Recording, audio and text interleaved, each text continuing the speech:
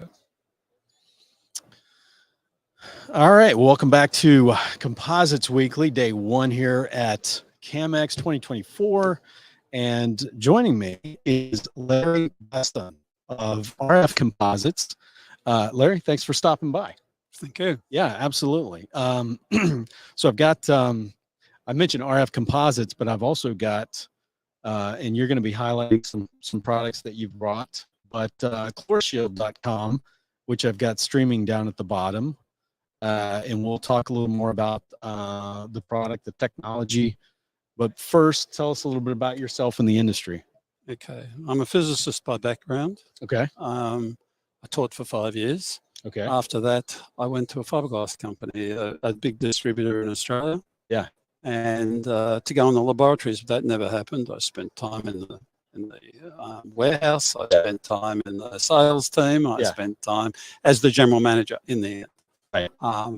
That was bought out. So in the bottom of the 91 recession, I was unemployed with 2 young children, and that wasn't very pleasant. So no, not at all. I bought a retail shop called RF Services, not Composites, RF Services. Mm-hmm. Anyway, I grew that company through to 1999.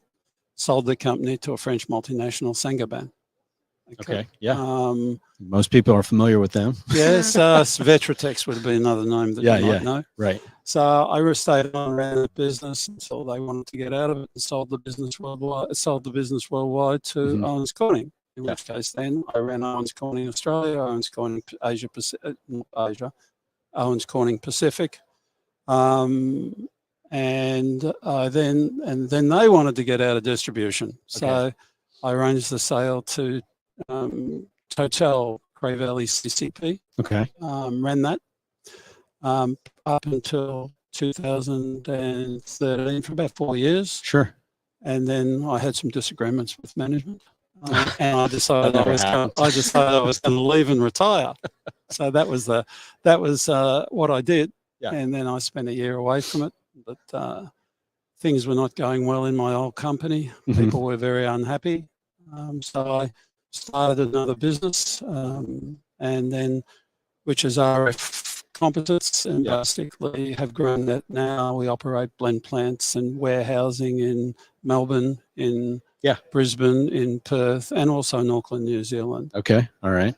So that's pretty much my history. So I've got, because I don't have a camera to zoom in on these that you brought, but I do have the website where I'm highlighting some of the products. We run literally thousands of different colors for the Australian swimming pool market. Okay.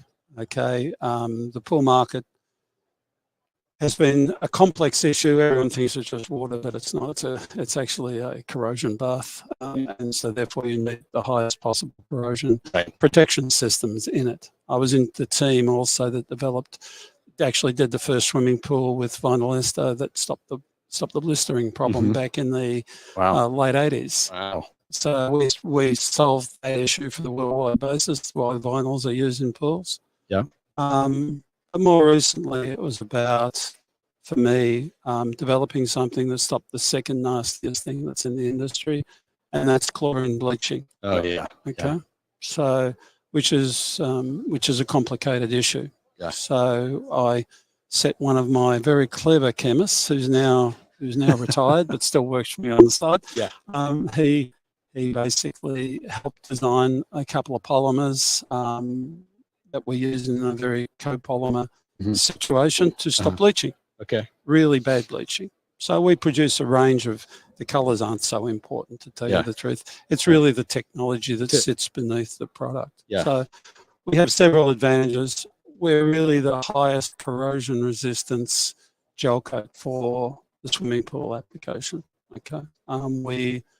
We developed that with a view that we couldn't just stay with a very good polyester, that we had to invent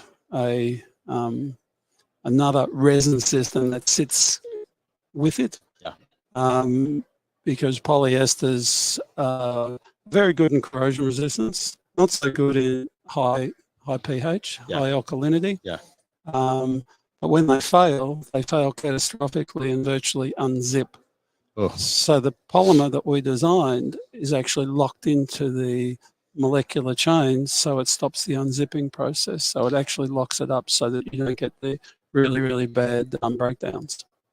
And that's particularly at high pH. yeah. So traditionally, how long, from a traditional standpoint, do you start seeing some degradation for most swimming pools? Look, if the pool customer actually takes care of their pool, regulates their pH, keeps it all under control, probably between 7.2 and 7.4, they probably won't have a problem unless they do something else that's really stupid. So they need to have something that's going to keep a pH stable. But often you'll find instead of 7.2, it goes to 8.5. A lot of people say it's only 1.3. What's that? But because it's a log-based 10 scale, if it goes from 7.2 to 8.2, it's 10 times more alkaline. If it goes from 7.2 to 9.2, which we've found pools at, it's 100 times more alkaline. Yeah. So it's not just a linear scale; it's a logarithmic scale. Right. Yeah. Right. So our aim was to protect that. Yeah. And so this this technology is pretty much unique. I mean, this is patented. This is patented. It's under patent process at the moment. So in the US, I've got it in Europe, India, Korea, Japan, China, Australia, New Zealand, and paid a fortune for it. Yeah, yeah. Oops, that's not mine. That's not my page. Okay. Something else has come up there. Okay. Yeah, so if you go further down, maybe it comes up. Okay, let's see. The trick is to stop that pH issue. Yeah. Okay. Not stop the issue, but to give it greater protection against people that neglect their pools. Well, yeah, because you can't count on somebody to be treating their pools on a regular basis. I mean, over time, sometimes things slip. They do. I think there's two basic issues. Yeah. First basic issue is that they don't, that's true what you just said, but it's also true that they depend upon pool companies and pool chemical companies. Sure. And to tell you the truth, many of them don't do a spectacularly good job either. I see. People neglect their pools. They put blankets on top of them, leave their chlorinators going, etc. And that's the real problem. On the talking about the pool market, the industry itself, what does that look like right now? How is that industry doing? Well, during COVID, it took off. It's like, I mean, it was a wait time for what, a year and a half? It went vertical. So it's probably back to a realistic stage. We hold a large share of the Australian market and are growing. We see that's proof positive. Our product isn't the cheapest. It probably, of course not. Yeah, you wouldn't expect it to be. Only probably a couple of $100 per pool extra, to tell you the truth, for the pool manufacturer. But getting them to part with dollars is not so easy. Right. So what are our advantages? Chlorine bleach resistance. That's major. Second issue is that we maintain really high gloss levels. And particularly in bad environments. So they're really the things that we're after, and also increased flexibility. Some of our competitors in the market have a very brittle style gel coat. And which you can get cracking in the installation. Of course, transport during the installation, exactly. That's when you have all sorts of problems. That's right. Someone's got a rock behind it and pushes it down too hard, and that's it. It's done. So can this be applied with obviously a traditional spray up system? Absolutely traditional. So whether it's MVP or whether it's one of the other producers, they're more than capable of producing the products necessary to spray this stuff. Uses the same MEKPs, uses all of the same sorts of technology. That was the brief, to produce something that could be used in a traditional fashion without any major change. But basically deliver much higher performance. And this, the flake is inside. It's not. It's inside. So you don't need a special tip or anything like that. When you get flakes, you need a special. You probably need something a little bit special. But we do non-flake, flake, just coloured glitter. So there's a whole range. Most of the market here really isn't flake. Most of the market here in the US and Australia is still really glitter and chips. So there's nothing special in that. I see.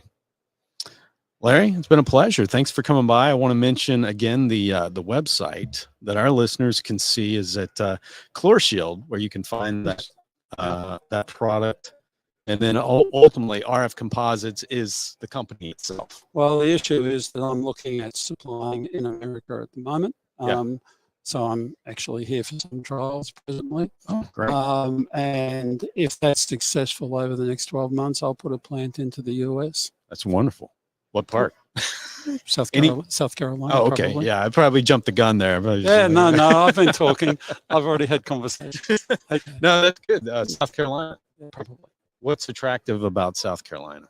Probably they're very pro-business. Yes. And I was going to say it's like a very Tennessee from where I'm from, whereas or Tennessee or South Carolina are very, very pro-business. Yeah, states. and also South Carolina's on the water. Yeah, yeah, that makes for sense. Shipments. Right.